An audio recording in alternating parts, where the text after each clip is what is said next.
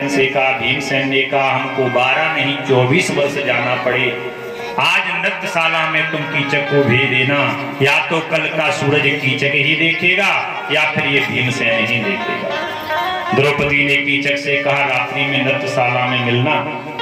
कामांध व्यक्ति को कुछ दिखता नहीं है। पहुंचा और भीमसेन महाराज द्रौपदी की चद्दर ओढ़ करके खर्राटे से सो रहे हैं। अब इसने जाकर के द्रौपदी की कलाई पकड़ी। कौन की? भीमसेन की।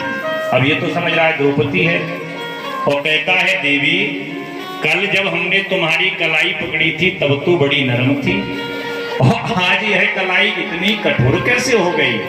भीमसेन ने कहा, भी बताते हैं, और लेकर के ऐसा घमासान युद्ध किया कि इसके सारे शरीर के अंग उसके शरीर में ही घुसेड़ दिए और इसकी गोविंदाय नमो नमः कर दी। सर्वत्र हल्ला हो गया, कीचक का वध हो गया, कीचक का वध हो गया।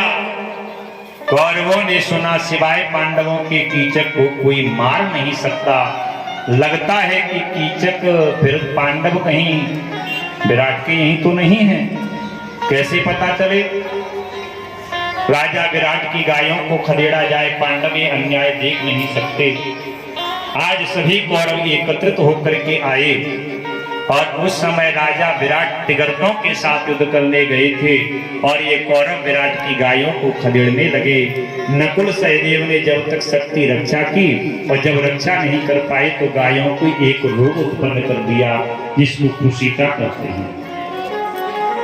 आकर के बताया विराट का जो पुत्र है उत्तर, उससे कहा कि महाराज आपकी गायों को कौरव खदेड़ करके ले जा रहे हैं। अब उत्तर कहने लगा, आज हमारे पिताजी नहीं हैं, हमारा सारथी भी नहीं है, नहीं तो हम जाकर के युद्ध करते, परंतु बेसहाय हूं, क्या करूं? शैरंद्री यानी द्रौपदी निकली, क्या कर रहे हो? मेरा सारथी नहीं है। तुम्हारी बहन उत्तरा को जो गान विद्या सिखाते हैं, इन्होंने पहले अर्जुन का रथ चलाया, ये नहीं का ये अर्जुन है, पहले अर्जुन का रथ चलाया है। बहुत अच्छा सारथी का काम करते हैं, क्योंकि द्रौपदी जानती है कि 1 वर्ष का अज्ञातवास बीत चुका है, अब हमको अपना राज्य चाहिए, इसलिए इन्होंने कहा वह बहुत अच्छा रथ चलाते हैं। उत्तर ने कहा फिर ठीक है। उत्तर ने महाराज जब अर्जुन से कहा, जो ब्रह्मला बने हैं, कि आप हमारे सारथी का काम कर दो, तो अर्जुन ताली बजाने लगे। हम सारथी का कहां? नृत्य सीखना हो तो ठुमकी लगाना सिखा सकते हैं। लौट करके आए, तुम तो कह रहे कि वह सारथी का काम करते हैं, वह तो कह रहा हम नहीं जानते, ऐसे नहीं जानेंगे। तो तुम्हारी बहन उत्तरा उनसे कहे, गुरुदेव मुझे कर्ण का बाजूबंद चाहिए, दुर्योधन की माला चाहिए, दुशासन का मुकुट चाहिए। अगर तुम्हारी बहन कहेगी तो वह युद्ध करने के लिए सारथी का काम करेंगे। उत्तरा ने कहा, आज अर्जुन बंधु उस उत्तर के रथ पर सारथी बन करके बैठे हैं और उस रथ को लेकर के जिस सम्रांगण में सभी कौरव हैं, पितामह भीष्म हैं, गुरु द्रोण हैं, कृपाचार्य हैं, कर्ण हैं, दुर्योधन, दुशासन, उसके बीच ले जाकर के पहुंचे। कौर सैन्य सागर को देखा, उत्तर का हृदय कप गया।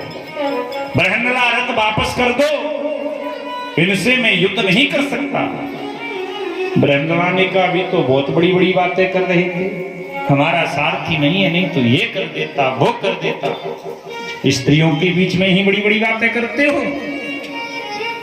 परंतु हे उत्तर, ध्यान रखना, मैं ऐसा सारथी नहीं हूं, मैं ऐसा सारथी हूं, मैं कभी अपने योद्धा का रथ वापस नहीं करता। वापस करता हूं तो कब? जब उस योद्धा के शरीर में प्राण ना रहे, प्राण रहते हुए रथ वापस नहीं जाए। उत्तर ने बहुत बार कहा, बृहन्नला ने रथ नहीं रोका तो उत्तर रथ से कूद पड़ा। बृहन्नला ने देखा, अरे भगोड़े, भाग करके कहां जाता है? और जैसे ही महाराज भगवान, जैसे ही अर्जुन ने यानी बृहन्नला ने उत्तर को भागते देखा, बृहन्नला भी रथ से कूद करके उत्तर को पकड़ने के लिए दौड़ पड़े। इस दृश्य को देखा भीष्म पितामह ने। भीष्म पितामह कहते हैं अर्जुन सावधान हो जाओ, दुर्योधन सावधान हो जाओ। क्या हो गया बाबा, क्यों सावधान हो जाए? पितामह कहते हैं दुर्योधन अर्जुन आ गया। कहां है? उस राजकुमार के पीछे दौड़ रहा है। दुर्योधन ने कहा बाबा लगता है बुढ़ापे में तुम्हारी मोतिया बिंद हो गया। ये अर्जुन है? ये तो एक ग्रहणला है, हिजड़ा है, इसको तुम अर्जुन कह रहे हो? नहीं दुर्योधन, मैंने अर्जुन को बचपन से लेकर के अपनी गोद में खिलाया है।